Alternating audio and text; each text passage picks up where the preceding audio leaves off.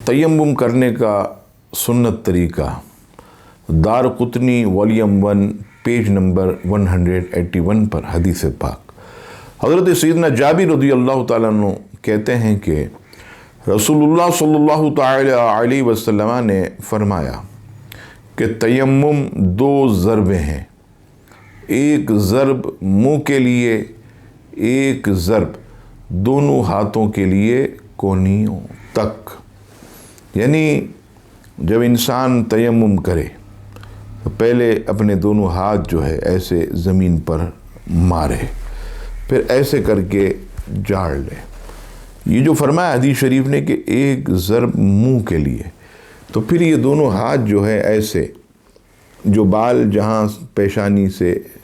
नीचे ऊपर जमते हैं वहाँ से लेकर दोनों कानों की लौ से नीचे थोड़ी तक, जैसे हम वज़ू में जो है पानी बहाते हैं उस हिस्से पर इसका मसा करना। और फरमाया एक ज़रब दोनों हाथों के लिए कोहनियों तक, फिर एक बार हाथ मारें ऐसे, फिर ऐसे झाड़ दें, फिर इसके बाद सीधे हाथ पर ऐसे कोहनियों समेत आप फेर लें, फिर सीधे हाथ को ऐसे उल्टे हाथ पर कोहनियों समेत ये फेरें।